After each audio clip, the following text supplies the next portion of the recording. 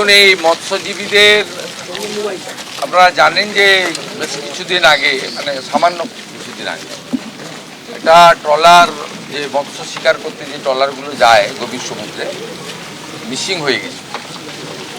তারপরে coastal police, fishery department এবং আমরা কোস্টগার্ড সবাই মিলে আমরা খোঁজ খবর করি। অনেক পরে উদ্ধার হয়, কিন্তু সবগুলোই প্রায় ওই উল্টে গেছিলো, চাপা পড়ে মারা যায়, কাউকেই বাঁচানো যায়নি।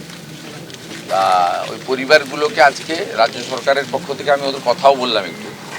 এর বাইরে এখানে যে ফিশারম্যান অর্গানাইজেশন আছে, তার দুজন সম্মানীয় ব্যক্তি, প্রণব কর এবং স্বদেশ নায়ক মহোদয়, তাদের কাছ থেকেও শেয়ার করলাম আমরা যে কী ধরনের আগামী দিনে আরও ব্যবস্থা নেওয়া যায়। ইতিমধ্যে জানেন আমাদের মৎস্যমন্ত্রী রাজেশ মাহাতো নিজে সারা রাত্রি ছিলেন যেদিন ঘটনা ঘটে মিসিং হয়ে। তারপরে যেদিন সুন্দরবনে ট্রলারটা উদ্ধার হয়, সেদিনও এসপি সুন্দরবনের নেতৃত্বে উদ্ধার কার্য চলে এবং আমাদের সুন্দরবন উন্নয়ন দপ্তরের রাষ্ট্রমন্ত্রী দীপঙ্কর জানা সেখানে ছিলেন। এরা সকলে সরকারের ভূমিকায় খুশি যে এর আগে সরকার এই ধরনের ঝাঁপিয়ে পড়েনি। তা সরকার এখানে ঝাঁপিয়ে পড়ে কাজ করেছে, কিন্তু একটা দায়িত্ব আছে। আমি নিজেও, দেখুন, আমরা নিজেরাও বুঝতে চাইলাম যে আর কি ধরনের সুরক্ষা প্রদান করা যেতে পারে। আমি ফিশারি মিনিস্টারকেও জানাবো এবং ফিশারি ডিপার্টমেন্ট এখানে ছিল, তার সঙ্গে কোস্টাল পুলিশ ডিআইজি এবং এসপি ছিলেন। কোস্টগার্ডের কাছ থেকে দরকার হলে গাইডেন্স নিয়ে কন্ট্রোল রুমও এখানে, যাতে শুধু ওদের আপনার ম্যানপ্যাক বা ইলেকট্রনিক্স যন্ত্রপাতি দিলে তো হবে না, তার একটা কন্ট্রোল রুম যেখান থেকে যোগাযোগ রাখবে, এরকম কোনো অ্যারেঞ্জমেন্ট আগের সরকার করে যায়নি। আমাদের এটা করতে হবে। এর সঙ্গে সাগরমালা ওয়ানে বিগত সরকার কাজ করেনি মৎস্যজীবীদের জন্য। আমরা বর্তমান সরকার, কেন্দ্রীয় সরকারের সাগরমালা 2-তে যুক্ত হয়েছি। আমরা কোস্টাল বেল্টে প্রচুর কাজ করব এবং সাগরমালা 2-তে সেই কাজ করার সুযোগ রয়েছে। সেটা আজকে আমি একটু উল্লেখ করেছি, কিন্তু বিস্তারিত আলোচনা করিনি, কারণ আজকের বিষয়টা আলাদা। আমি এখান থেকে সরকারের পক্ষ থেকে আবারও বলি, মৃত্যুর ক্ষতিপূরণ অর্থ দিয়ে হয় না, 5 লাখ করে টাকা দিয়েছে। উপযুক্ত পরিবারগুলো যারা আছে তাদেরকে আমরা পুলিশকে বলেছি হোমগার্ডে অথবা সিভিক ভলেন্টিয়ার্সে একটা করে কাজের ব্যবস্থা করে দিতে হবে, কারণ তাদের বাড়ির লোকেরা চায় না কেউ সমুদ্রে যাক। স্বাভাবিক একটা শক্ত কাজ করছে। তা আমরা এমনি ফিশারম্যানদেরকেও আমাদের প্রোটেকশন দিতে হবে। এরকম ঘটনা আমাকে প্রণববাবু বলছিলেন প্রতি বছরই ঘটে, সরকার কোনো ভূমিকা পালন করে না। প্রথমবার সরকার কিছুটা কেন অনেকটাই, তাদের কথা, আমার কথা নয়। তা আমি মনে করি এটা আমাদের দায়িত্ব, আমরা এটা করছি। আর এখান থেকে ভার্চুয়ালি আমরা হাওড়া, শ্যামপুর, চাকদা এবং কল্যাণী, সেখানেও যারা ক্ষতিগ্রস্ত পরিবার তাদের হাতেও ওখানকার বিডিও এবং এমএলএরা ছিলেন, চেক প্রদান করেছি। তাদেরও পাশে আমরা থাকব। কিন্তু আমরা কাজ দিতে পারবো না, যেহেতু পশ্চিমবঙ্গের নাগরিক নয়। উড়িষ্যার যে 3 জন মৎস্যজীবী মারা গেছেন তাদেরকেও আমরা অর্থ সাহায্য করবো, ডিএমকে বলে গেছি। তিনি আমাদের সচিবালয়ে যোগাযোগ করে নেবেন, করে তাদেরকেও আমরা সমপরিমাণ অর্থ দেব। এনারা বিমা সহ অনেকগুলো বিষয় ফিশারম্যান অর্গানাইজেশন তারা উদ্যোগ গ্রহণ করছেন। আমরা কন্ট্রোল রুম এবং আধুনিক দূরভাষ ব্যবস্থার মধ্য দিয়ে আবহাওয়া খারাপ থাকলে তাদের কিভাবে ফিরিয়ে আনা যায় আগে জানিয়ে দিতে পারি, অথবা কেউ বিপদে পড়লে দ্রুততার সঙ্গে কি করা যায় সেটা দেখা। কোস্টাল থানাগুলো তৈরি হয়েছে, কিন্তু না আছে লোকজন, না আছে পুলিশের আধুনিক বোট সরঞ্জাম ইত্যাদি। কিছু দক্ষ পুলিশ, কোস্টাল পুলিশ আমরা দেব এবং ডিজাস্টার ম্যানেজমেন্টকে বলা হয়েছে যে তারাও একটা টিম তৈরি করবে। তারা আধুনিক মানের দ্রুত উদ্ধার কার্যের জন্য বোট বা ইত্যাদি। অন্য রাজ্যগুলো এই বিষয়ে অনেক অ্যাডভান্স, আমরা অনেক পিছিয়ে আছি। ক্যালামিটি রিলিফ ফান্ডের টাকা প্রায় 4-5 হাজার কোটি টাকা কেন্দ্র থেকে নিয়ে এসে ফেলে রেখেছে, কাজ করে না, খরচ করেনি। এগুলো থেকে করব।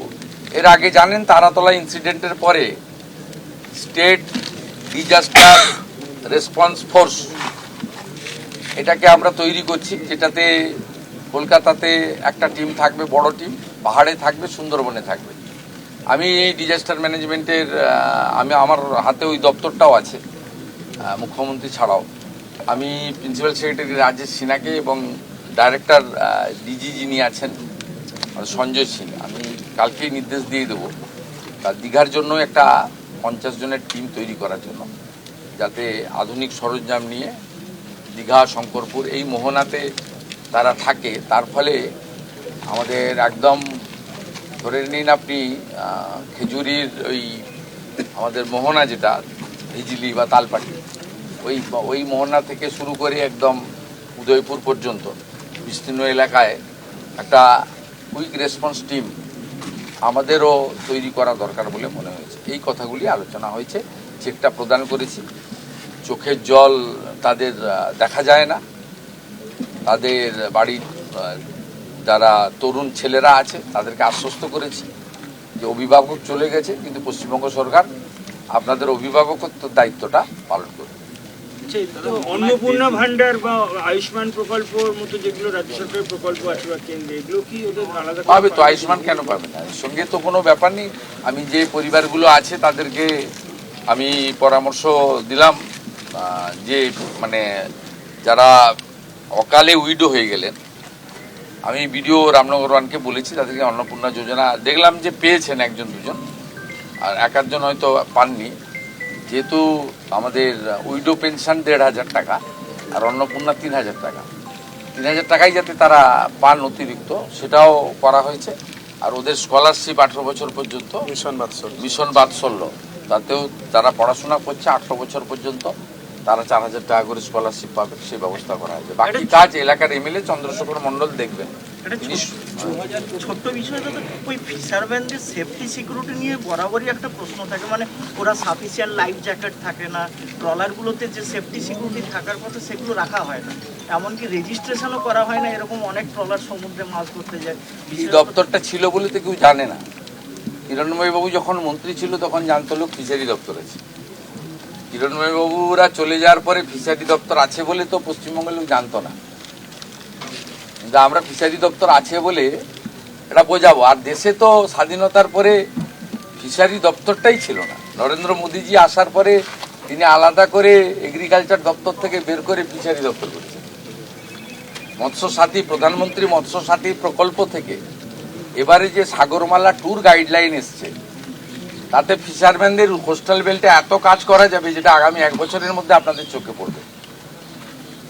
অতএব আগের লোকেরা কখন ধান রোপণ করতে হয়, কখন ধান কাটতে হয় তারা জানতোই না।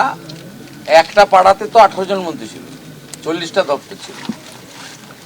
কালীঘাটের একটা পাড়াতেই তো সব মন্ত্রী ছিল। তারা জানবে কি করে ফিশারি কি, ফিশারম্যান কি, ট্রলার কি, ফিশিং কখন করতে হয়? না জানলে যা হয় তাই। আমরা জানি, কোস্টাল বেল্টের লোক, লোনা আবহাওয়ার লোক, আমরা সব জানি।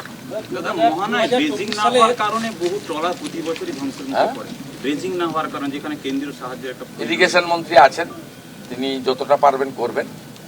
এর আগে শঙ্করপুরে অনাদিবাবু লজের ওই পোর্শন থেকে শুরু করে এই পর্যন্ত আমি মন্ত্রী ছিলাম ইরিগেশনের, আমি বানিয়ে দিয়ে গেছিলাম। পরে এতদিন হয়ে গেছে, প্রতি বছরই বান আসে, সাড়াসাড়ির কোটাল আসে, বিভিন্ন সাইকেল, কখন জস, কখন আমফান, কখন ইত্যাদি ইত্যাদি আসে। এটাতে ক্ষতিগ্রস্ত হয়েছে, সারানো হয়নি। ফিশারি মিনিস্টারকে বলেছি স্কিম তৈরি করুন, আপনার ডিপার্টমেন্টে টাকা থাকলে করে দিন, যদি অ্যাডিশনাল টাকা লাগে ফিনান্সে পাঠান, আমি বলে দেবো। এবিপি আনন্দ, এগিয়ে থাকে, এগিয়ে রাখে।